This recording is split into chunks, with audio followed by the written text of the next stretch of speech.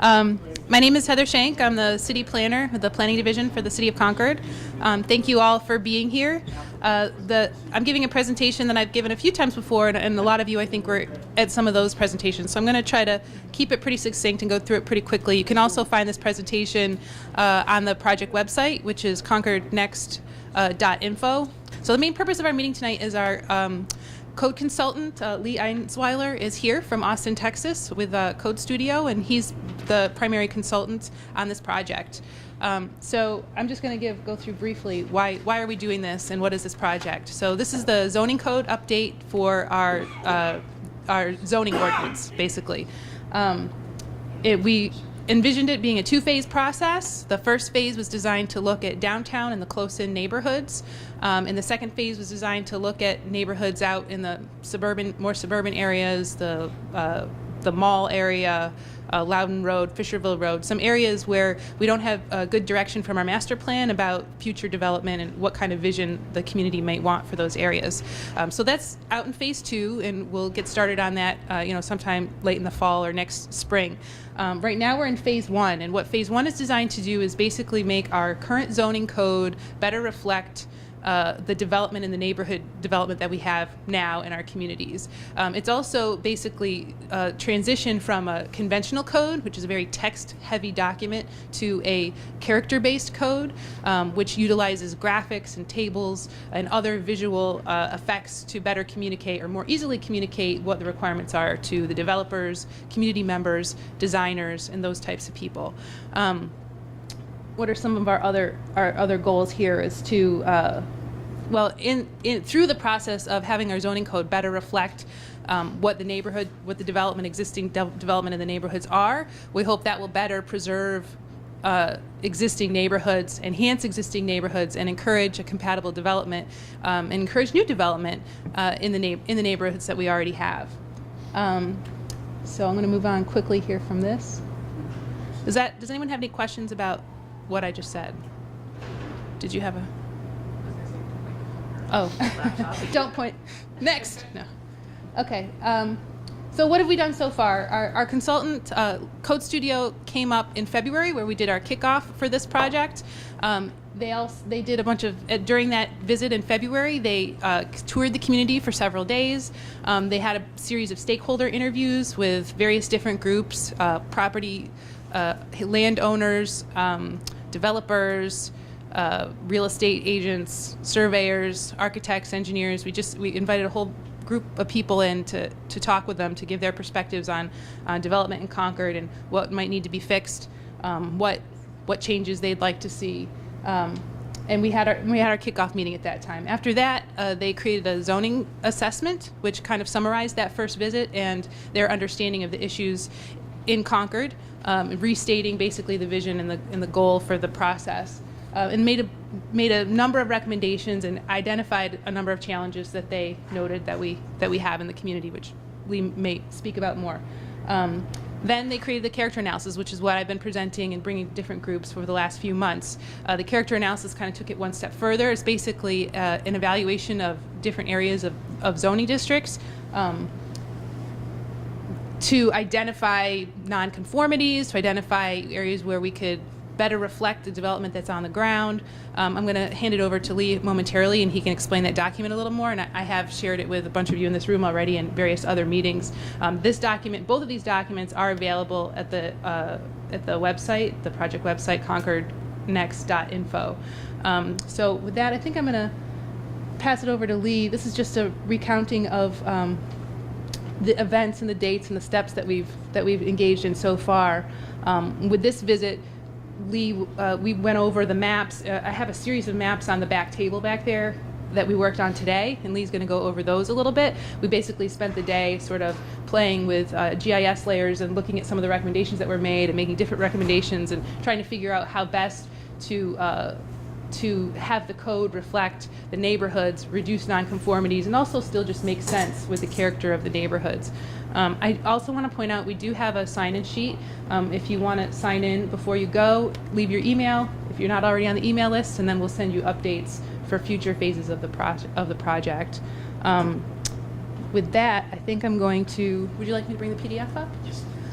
is Lee Einsweiler. Here's your, you have your own Thank clicker? you. No, but I probably use the computer. Good evening. Just as a show of hands, how many of you are on a board or a commission here in Concord?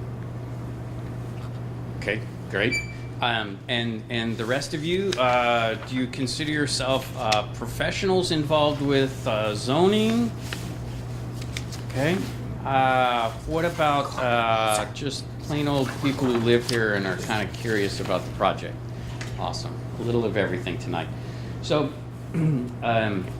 what you're seeing here is a piece that we prepared in anticipation of trying to have a conversation about changing some of the zoning districts throughout the entire city to ones that more accurately matched the development that was on the ground.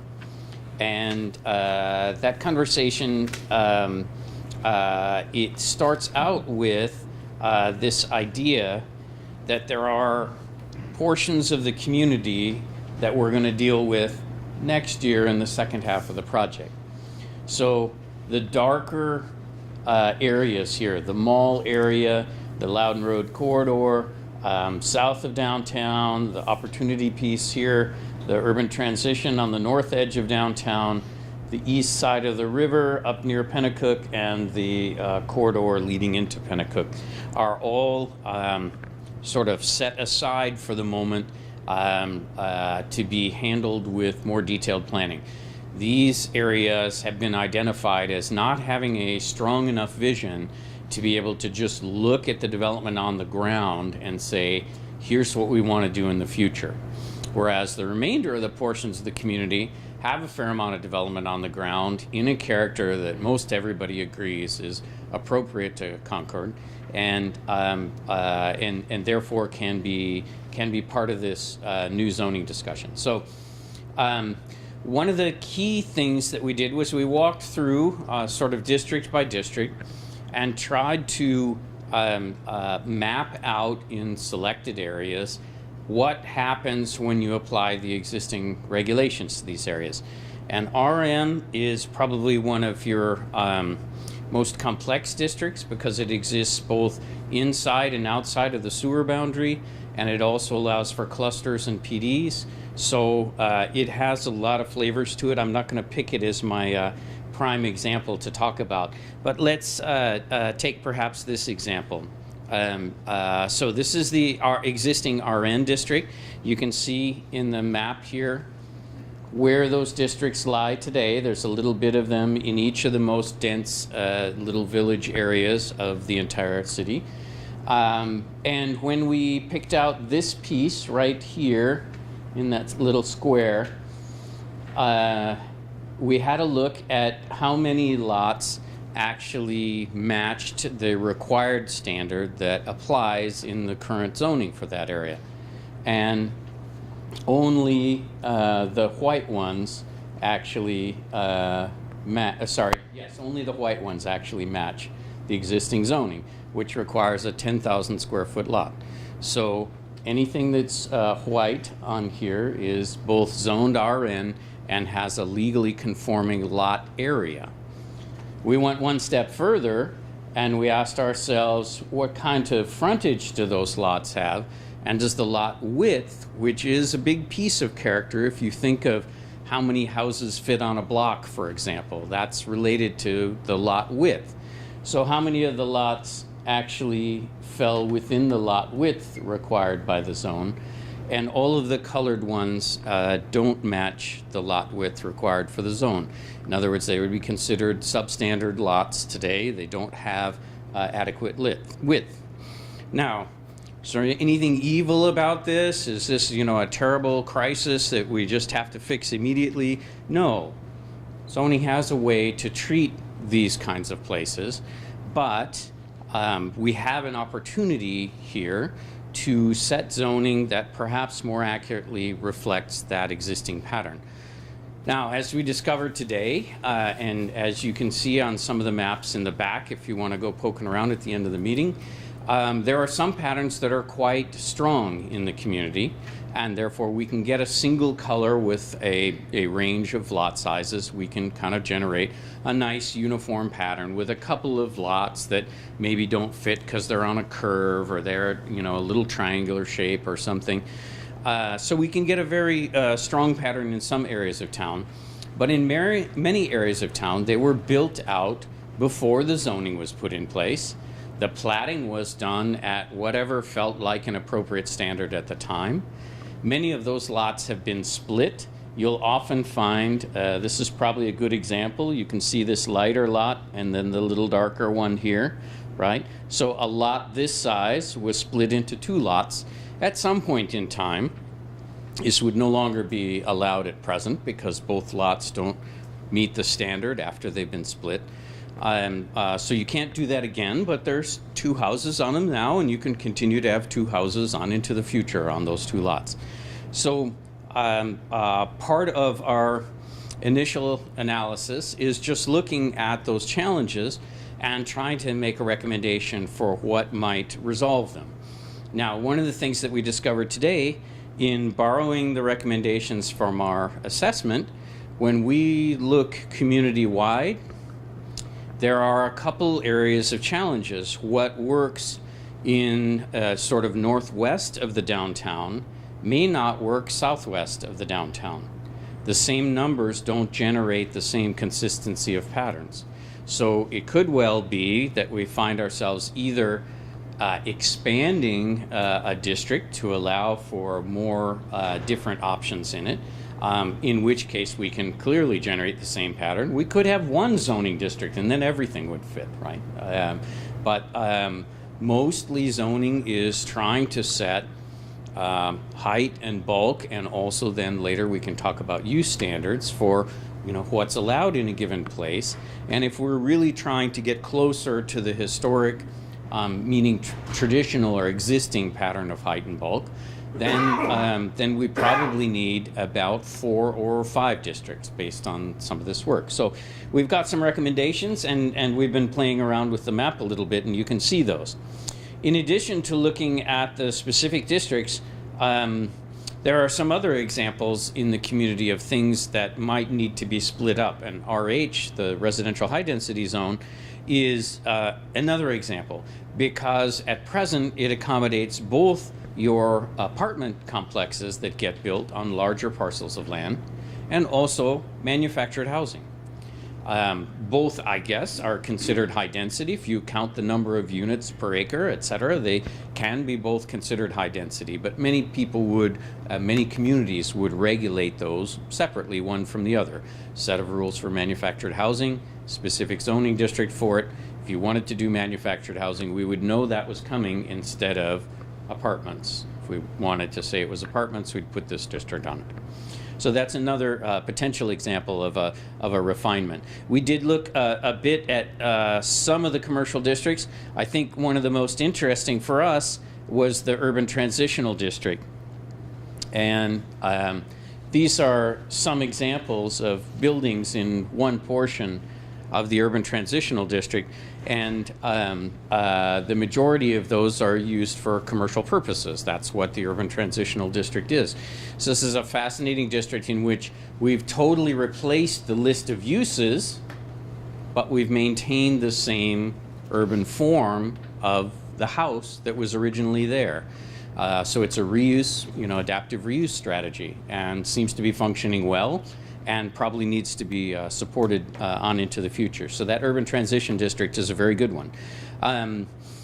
There are some other interesting things as we were going through this process. When we're talking about how do we get the zoning ordinance written for all the things that we're not going to plan next year, certainly the RO district becomes a point of discussion. There's some question about whether the standards in zoning need a little tune-up, or whether it's the design guidelines that work as a companion to those and the design review process. So we'll be looking at the cluster development in the RO to see if we can achieve something that makes the community a little happier. You can see here's an example, right? So here's the road running through here. We got a fabulous open space, but we brought the houses right up adjacent to the road. And I think when people opened up that cluster idea, they thought that what it really meant was they were going to see the trees along the road and the houses would be back inside there somewhere. And so there's a little bit of a mismatch between community expectations for this district and some of the recent activity on the ground. Of course, this has a shorter road and is therefore a less expensive project to construct. So we have to balance the need for affordable housing in the area with the desire for potentially a setback from the road that could remain in its natural state and therefore serve as a buffer. We will be looking at the Opportunity Corridor. We'll look at the plan that was done for the Opportunity Corridor to work on that area. There are some other interesting things that come up as I guess a matter of optics, how things appear. So if you look at the zoning map today, the zoning map does show this overlay for the watershed area. But the watershed area has very specific rules, and certain kinds of things are not allowed to happen in there. And so in our minds, now that you already have this boundary, we should simply make that a single zoning district so that we can really see it when it's laid onto the zoning map. It doesn't have to function as an overlay. It can be a base zoning district. In the same way, when I look at the zoning map here, right, I see one consistent color and it looks like I can go out and do a bunch of cluster subdivisions out there. Well, no, I really can't, because when you look at this one, you see all these green areas here, and all of those green areas are in conservation already. A lot of that area is protected already. It's been bought or provided as an easement as part of a cluster or whatever else. So the remaining land area out there in the RO district is somewhat limited, and we need to pull these open spaces that are in permanent protection out of there to show them so that people understand that those are not developable. So we get a much more realistic view from the zoning map of what is possible and what's not possible. So we did look just a little bit at setbacks and lot coverage, especially based on a previous study that had been done. We worked on a summary of district recommendations. That's probably not totally ready for prime time yet until the districts settle down, because we could have been measuring things on other opposite sides of the line and as part of other districts. So I would say that we're still working on the question of what are the appropriate setbacks and other things. So once we can establish the district boundaries on the patterns associated with the lots, then we can go back to looking at the buildings and where they sit on the sites.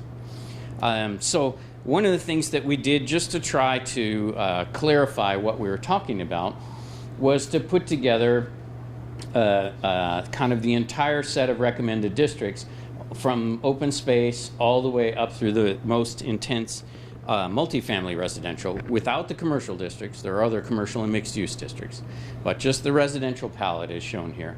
And then to tie it back to whether it allows 1 and 2 units, whether it allows 3 or more units, 8 units, or 9 or more units. And so we kind of start to get a sense of how these things change across the community and how we might think about those. So we'll be working on mapping some of these things on a real live map on the city's GIS. We might show you a little bit of that in just a few minutes here. We've brought the GIS with us, and if we can make it sing and dance, we'll probably show some of the thinking about the decision making so you can see some of the patterns yourself and what we're trying to reinforce. In addition, we made district recommendations for the series of commercial districts that we worked on as well, so those are included in here. I think it's important to note that no matter where we end up with the districts, we're going to take a more visual approach to your code than its current state. As many of you know, early on, zoning and these kinds of regulations before we really had a body of planners in this country to be involved in them were within the purview of attorneys. And so we started out with these as very legal documents. They affect your development rights. They have impacts. On the other hand, the people that design buildings, they think more like this drawing down here than they do like this text up here. They can't even stand reading this stuff usually. They like the pictures and they hate the text. So one of the things that we're going to do is try to do a better job of balancing the clarity of the text, the simplification of the text, and the addition of illustrations that help us all understand how things are applied, how they're measured, what we're really looking at what are our expectations for different districts, how does one district change to a different district. As an example, this is a district from some of our work in Fort Worth, Texas, in which we were trying to find an alternative to big apartment complexes for student housing next to TCU, which sits right there on the south edge of Fort Worth. And so we came up with a variety of housing types. They're all illustrated here. There's a cottage court here. There's front and back houses shown here. Typical single-family houses shown here. Attached houses, and a small apartment building shown here, and how those could all function together in the same neighborhood and be connected. This was a way for them to move away from the only answer they were seeing, which was these large apartment blocks showing up at the edge of their neighborhoods. You can also see there's an example of a use table here. The colors from the use table are actually keyed to the zoning map. So if you have the zoning map and you want to look around and see where something is, you're kind of connecting in, at least your brain is doing that. You may not realize it, but the color will lead you to the color on the table, and you'll find it much easier to read the big table with some color in it.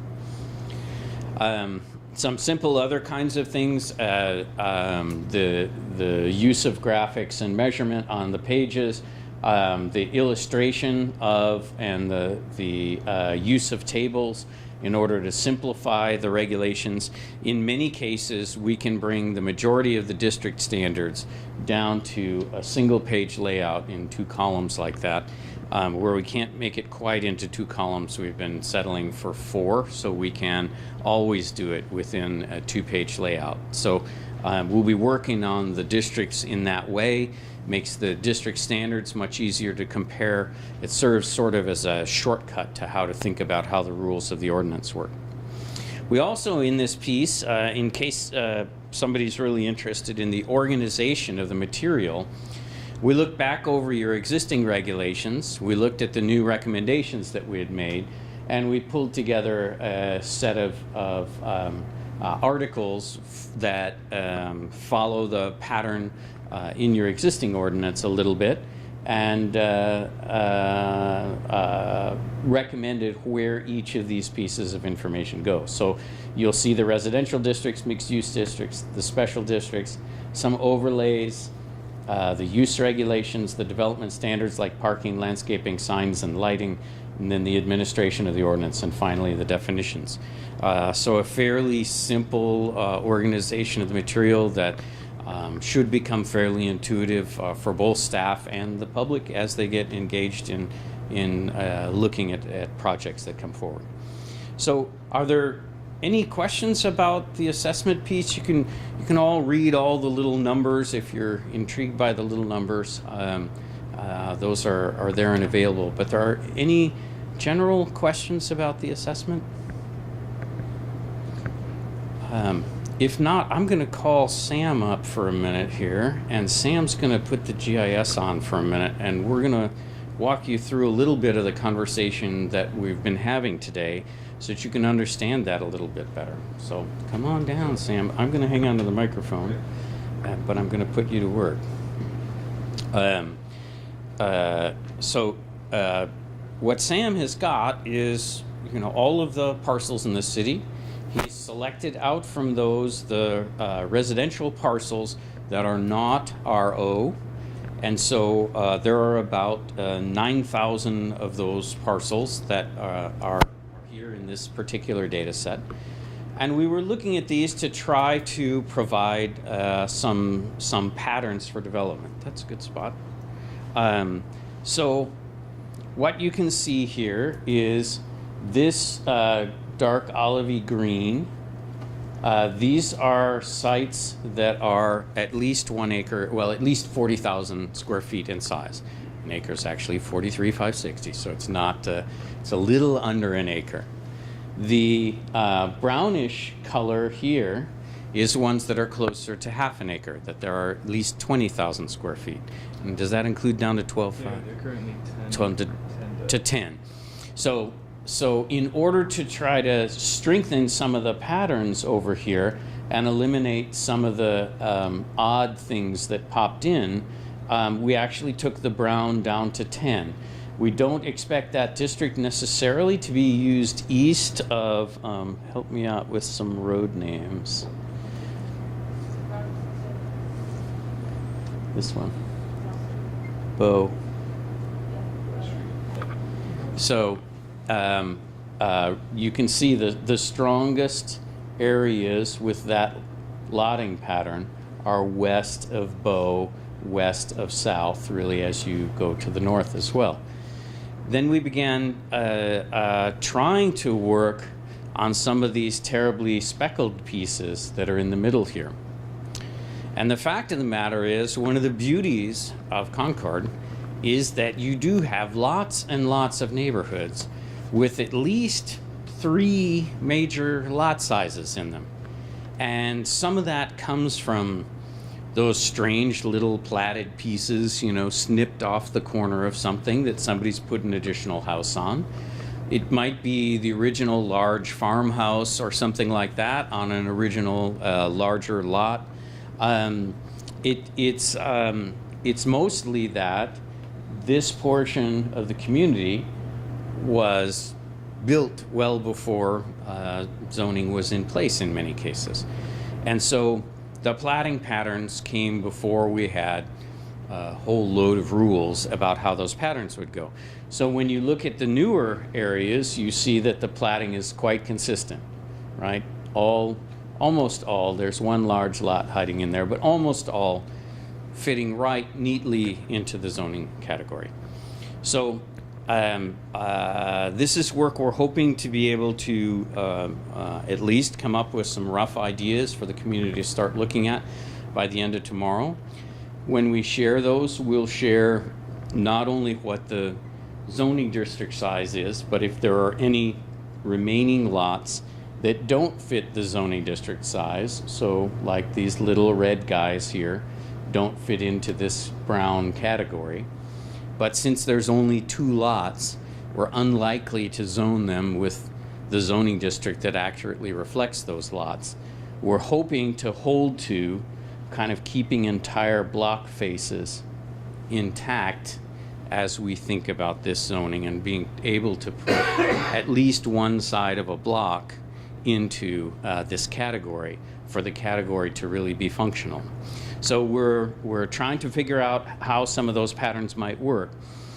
The strongest tool that we can use, I think, in order to get these to work is to decouple the smallest lots in the district and the number associated with those small lots from the ability to subdivide. So the biggest challenge in changing character is if someone can go in and split up a bunch of these lots and make them smaller. So if we have lots in a district that run from 5,000 feet to 10,000 feet, right? We might say that 10,000 square feet is actually the size for new lots if you choose to subdivide. That would mean you have to have at least a 20,000 square foot lot in order to split it in 2. Not only would you need the correct lot area, but in many cases, we'll probably have a lot width at the street, which is necessary. And the combination of those 2 will probably keep most of the patterns in the community from changing. There will still be some sites. There will still be large lots. I have no idea what's on there between, you know, Pillsbury and Allison. There is a lot over an acre in size. So somebody could take down that office building and plat it into 4 houses if they felt like it, right? Not very likely. And I don't know how an office building snuck into our nice residential districts, but apparently it did. So we'll have to get that one rezoned as we go forward. But there are large parcels sprinkled, periodically through the community, and we'll probably have to find a way to handle those. In most cases, the combination of using a lot area and a lot frontage will keep the old lots from splitting. And so we hope to build a set of parameters that we can show everybody with the GIS. We can show you exactly which ones would be available to split or not to split.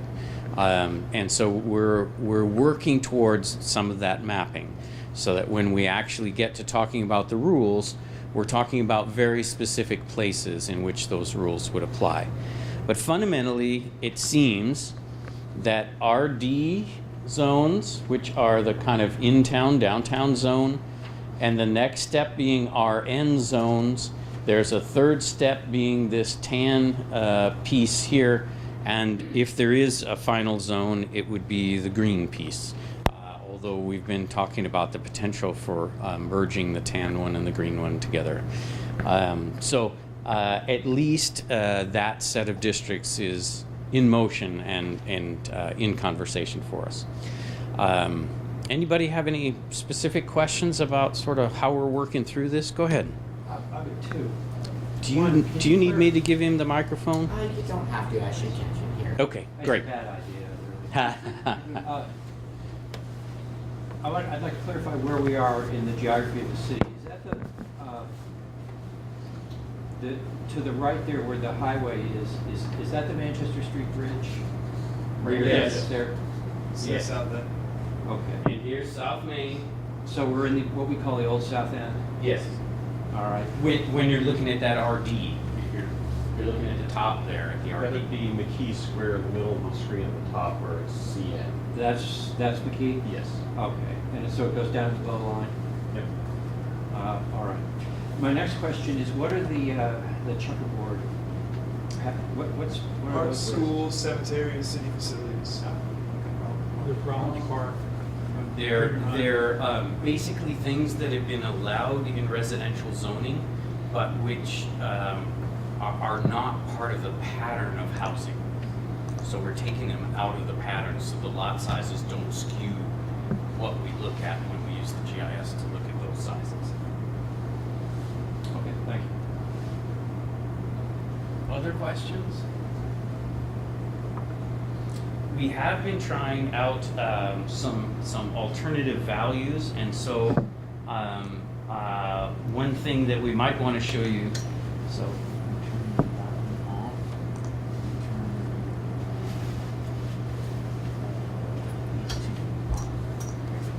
So the change that just happened put everything between 5,000 and 7,500. We turned this one off, and we turned on these 2 ones, which moved them all to this red from this blue.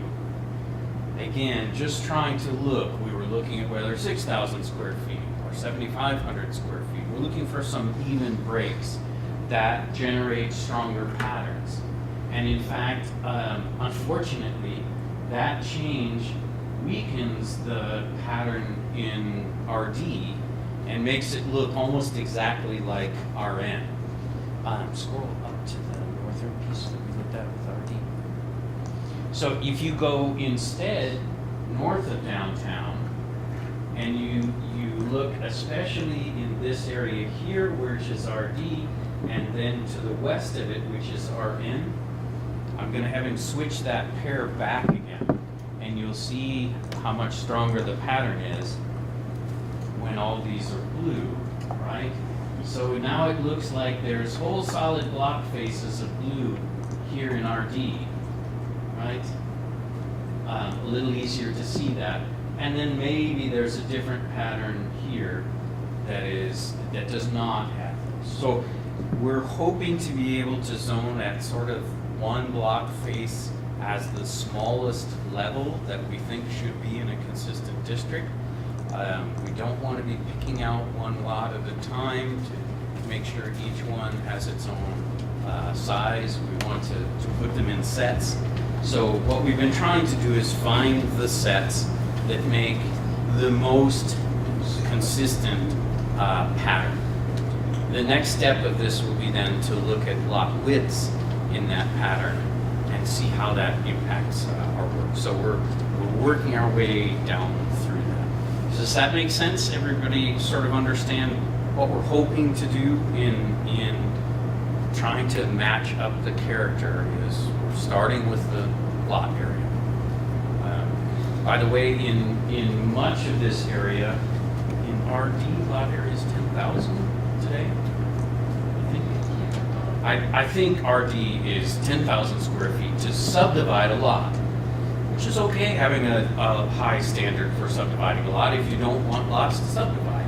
But there's not much in here today. The brown lots are ones that would be 10,000 or greater. So there's not much in the RD that would be possible to subdivide. So I suspect at the time that the zoning was established, that was a very intentional change that was made to make sure that additional new lots that were added to the inventory came out of large parcels that could support having multiple lots. So we'll be working on those two ideas of trying to get the zoning into some sets together and then to try to make sure to the extent possible that we're not subdividing up a lot of lots there that encourages people to, for example, tear down existing houses, split the lot, and put two houses back. So another of our sort of guiding principles in this is the intent is not to dramatically change the existing boundaries of the districts. So for the most part, what's RD will most likely remain RD, what's RN will remain RN, though we may have different dimensional standards and maybe sub-districts to account for these different lot sizes. Now, in some cases, the lines may change. For instance, there's some alternative recommendations for the boundaries of the civic performance district. So what's left over from there, some of those parcels we might seem more appropriate for an RD or an RN, or perhaps urban transitional, which is UT. So we're looking at the boundaries of the districts a little bit, but overall the intent is not to dramatically change the shapes or the boundaries of the districts that are already there. Yeah, here's that civic performance example. This is the recommendation for these larger parcels with civic uses on them to remain included in that district. There was probably a larger district surrounding this that included some of these interstitial areas that really have existing housing that looks quite similar. And I believe at the time that this was established, it was established to give elbow room to the state to make sure it could grow and that large-scale office buildings could be built near there and other kinds of things that the state needs. There's perhaps a changing sense of what the scale of state government, might be on into the future, and the sense that, perhaps these are adequate parcels. Of course, this is a large office park for the state as well, so it's not that there aren't other locations in the community that have those kinds of uses. I just wanted to add, I think in many of those cases, it was because of the uses. So there's lots of law offices and medical offices and different types of uses that we wouldn't normally put in a residential district. And the intention still is not to put them in a residential district. I think that's why we're maybe looking at urban transitional, because that's a district that maintains the residential character, but allows other types of uses in it. I'm not sure why they originally had such a large area zoned CVP, but I'm not sure the intent was to allow so much of that type of development to encroach into the residential neighborhoods, which the district boundary line does at this time. So that's kind of a summary of the kind of exercise that we've been going through and the steps in the process. Our next step as a consultant is to prepare prepare the text for new districts so that people can have a look at that. And the city will work with us in the preparation of a new map that would support that. We'll be able to show the changes between the old map and the new map, and we'll be able to show how many lots remain substandard, how many lots might actually be eligible to be split. So all of these questions will be in some of the mapping that we release with our suggestions, we hope to do that soon. I just wanted to ask you Yeah. a question, which is Yeah. you want to talk a little bit about some of the strategies that we may have for dealing with setbacks and building additions and porches and decks and things of that nature. Sure. So one of the challenges of having, for example, 3 substantially different lot sizes on one block face is it's hard to figure out where things should sit on those lots. Typically on large lots, we move houses back and into the center of the lot, and the lot is more likely to be square. So they have a width and a depth that's about the same. On smaller lots, we turn to a more rectangular model, and the house shifts from facing the street, typically, to having a small end on the street and extending back deeper into the lot. That change has to be accommodated on the same block in adjacent settings. So we'll be working with some kinds of tools that we've worked with in other settings. One of them that's frequently used is averaging. So for example, if we have one vacant lot in the center of a block face, we might look at where the setbacks are for 2 adjacent homes on either side, and say you can be no closer than the closest and no further than the furthest, and you as the applicant can choose where within there you need to lie. That means we can get a different answer depending on where that lot sits that you're proposing to build on. If a community has a very consistent pattern of houses, then the new house will be just about exactly where that existing pattern is. If it has a wide range, it might be closer up like one of the neighbors, it might be further back like the other of the neighbors. There would be choices. There are some flexible tools that still allow us to get an exact answer for people, but that give different answers depending on what your setting is. So that's one of them that we might choose to use. It's most often used on the front setback. It is not typically used for side setbacks or rear setbacks. Right, so averaging is usually for where the front of the house sits. Side and rear setbacks, we'll simply have to look at what's on the ground and see what makes sense with the existing pattern. It is important to maintain some setback. Some key reasons. The fire code says if typical houses are less than 10 feet apart, then the new one going in needs a very different kind of construction on the wall that is less than 10 feet apart because of fire safety reasons. And so if it's 6 feet apart, for example, you would probably, if you wanted windows, have to have a very special kind of window, or you would find yourself only with clear story windows, fixed windows. You have to be able to provide ingress and egress for bedrooms. So if there are bedrooms along that face, you have a difficult time keeping them out that far. So you often see when that setback is set shallower, that the side setback would go closer to the lot line, and then there's a step back in the side of the house and the window can be there and it comes back out again, simply in order to set those faces far enough apart that a traditional window can be used instead of a fire safety window. So there'll be some of those things that are impactful in these settings that have a closer area.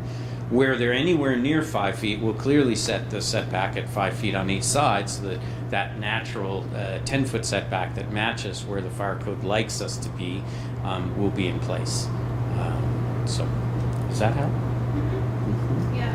Other things? Maybe more in terms of like the need for variances for improvements to homes. So, another thing that we might think about is whether there are de minimis kinds of things, modest kinds of things that you might add to your house that might be acceptable within the setback area? Can I, for example, have the stairs to my side door of my house go into my side yard setback? Can I have a little stoop and 3 steps down? If that were allowed, that might save people from having to come in for a variance. Can I allow my front porch, as long as it remains open and unenclosed, to encroach in my front yard setback? Lots of communities do that with the sense that, especially with 2-story houses, the sense that you get of the street facade comes from the main building back behind. That's really the thing that is lined up. And if porches sit on the front and vary a little bit, and as long as they remain open, then that's normally, in many communities, considered acceptable. So we'll be looking for some of those kinds of things. Can I locate a shed within the setback area? Perhaps as long as it's less than X in size and is temporary in nature and not permanently mounted. So in other words, if you get the one that comes on skids and you just kind of slide it into your backyard, can you have that one somehow closer to the side lot line? If it's not taller than this, if it's, all of those kinds of things. So we'll be looking to your existing exceptions for setbacks and trying to determine whether existing patterns of older houses could use access to some rules that allow us to extend into those setbacks for certain kinds of things. Not really talking about extending habitable space into those areas, but really talking about steps, stairs, decks, all those other accoutrements. Anything else? Another good one? She's got a lot of softballs here. She's lobbing over the plate. No, I'm just things that I know we have to think about and questions we have to answer. If we talk about changing, for instance, the way we handle multifamily housing, both in terms of dimensional standards, density, use. Yeah. Versus multifamily. So, one of the things that's true in especially the older neighborhoods is you often have rules that allow a single family if you have this much land area, and if you have 1.5 times the land area, you could have a duplex, for example. Well, once I own a lot and a house, it's pretty hard to wave a magic wand and get more land area associated with it. Unless there's a vacant lot next door, I'm not getting any more. We have to really think about this question of use and whether we have a tolerance for more activity. One of the things is, right now, in any single family district, if you have adequate space and you follow the rules, you may have an accessory dwelling unit. And that accessory dwelling unit can be in the main house or it can be in the backyard. And since we've already gotten that far along in our thinking, are we going to expand that thinking any? If I have a large older house, how many individual units could be in that house? As many of us age out but don't want to live our homes, could we, divide it in 2 and be collecting rent from half and, helping support our retirement? Could I, in some cases, if I have a large lot, not only divide my main house in 2, but provide the accessory unit in the back? Are we comfortable at 3 units on a lot? There is a notion now in the industry called gentle density. And gentle density is this idea that your choices are the choice that we have taken for much of the last 20 or 30 years, which is single-family homes and multifamily apartments, that maybe there's some choice in between. The notion in the planning press is called the missing middle. And so we've sort of lost this sense. If you look at your older neighborhoods, you'll probably find that there were apartment buildings in them. There were 3-plexes, 4-plexes, 5-plexes, whatever. There were multifamily units. There are probably large houses that have gone multifamily, and maybe some that have even gone back from multifamily to being 1 or 2 family. So there's a lot of transition that allows us to think about what the overall density is. Now, if we're going to consider some of those issues, we have to make sure the externalities are taken care of. So number one, first and foremost, what's the driveway going to look like and where are they going to park?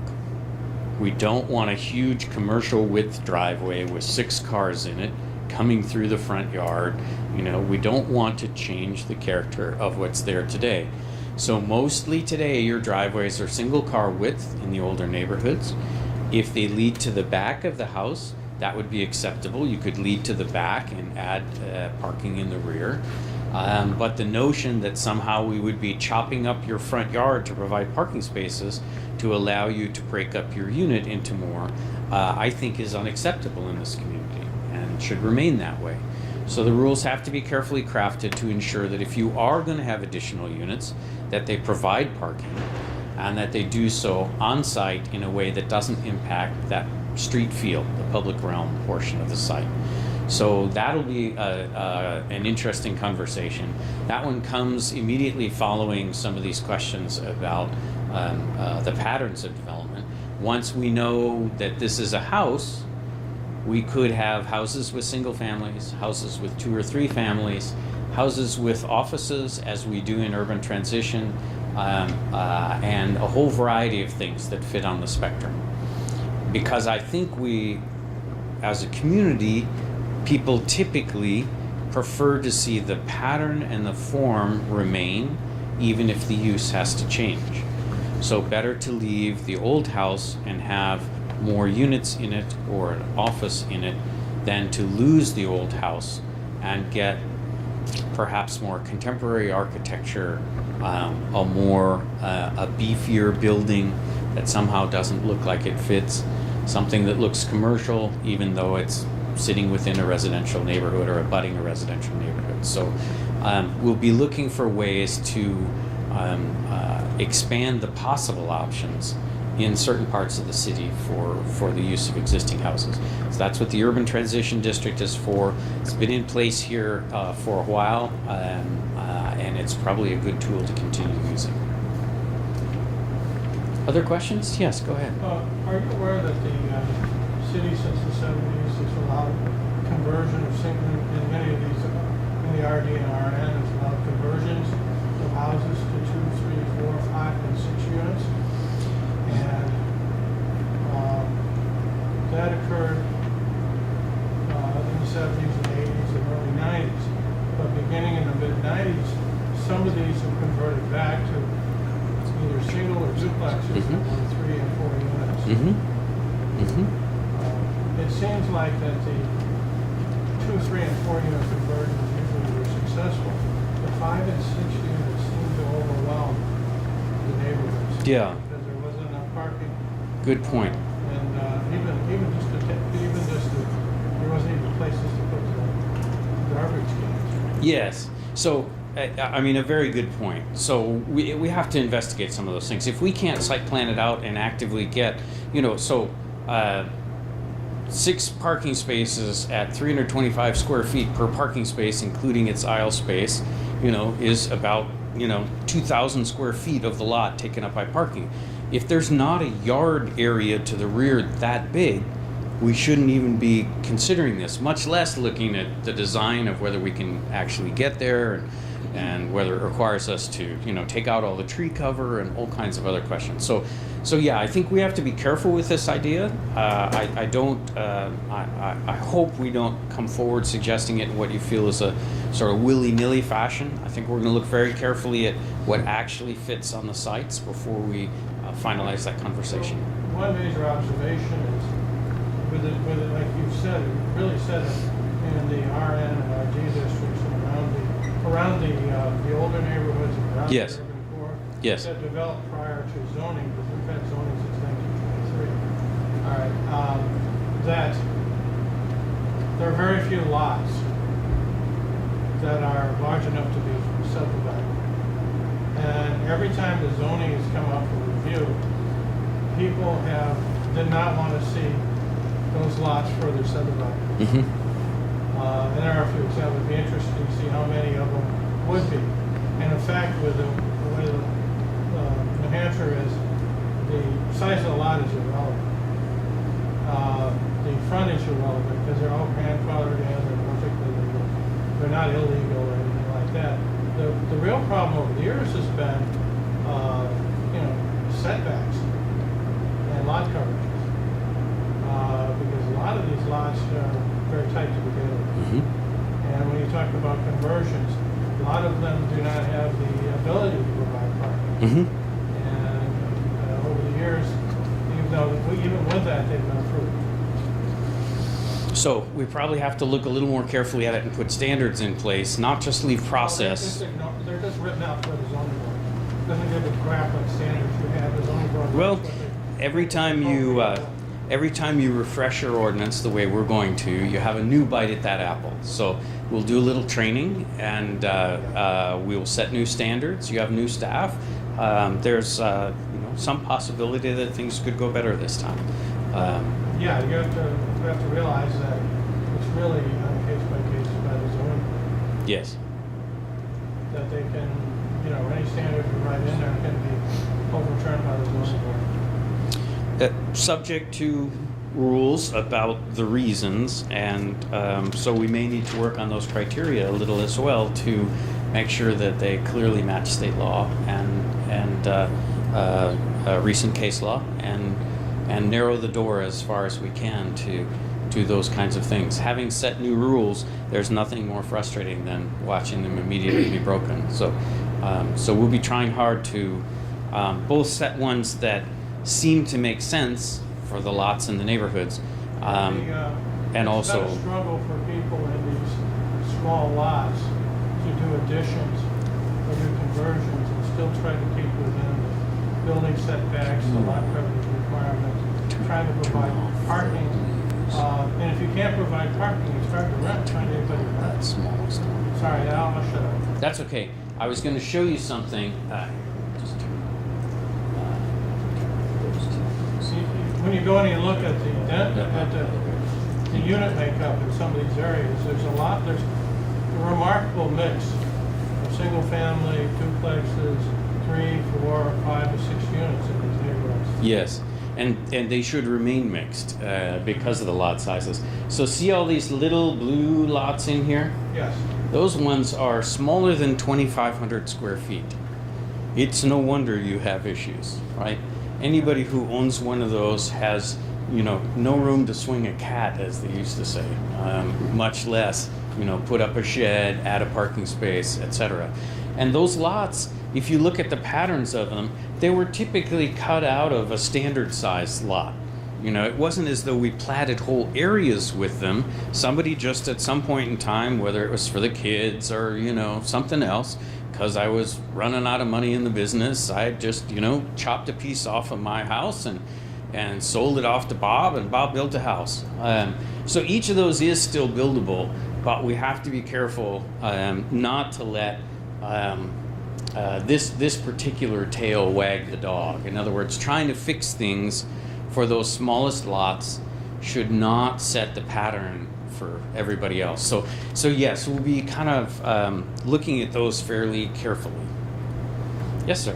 Okay, my feeling is zoning is aspirational. Yeah. That the reason you have zoning at all basically is things have happened in the past that people aren't happy with. They want things to be better in the future. And the problem I see with your whole thing is you seem to come across as, we're going to make it easier to build non-conforming things by declaring them no longer non-conforming. And I would say that with the exception of one gentleman here, probably people think we're giving too many variances, not too few. And therefore, I think trying to market this as we're going to make it easier to build non-conforming things is not a good approach for the city. So let's talk about that.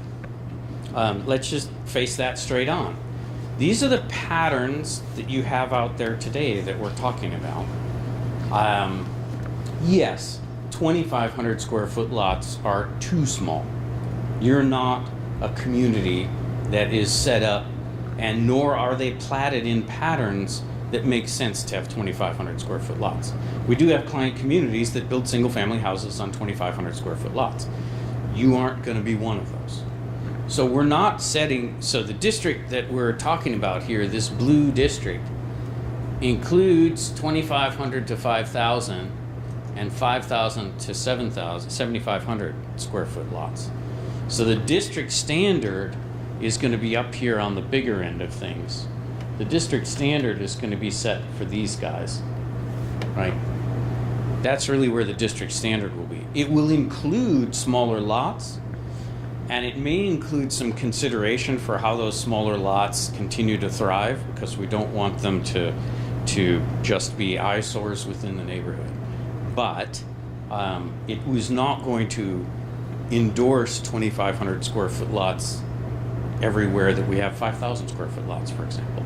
I don't think we're going to try very hard to not generate lot splits that generate more housing in these places that are not large parcels.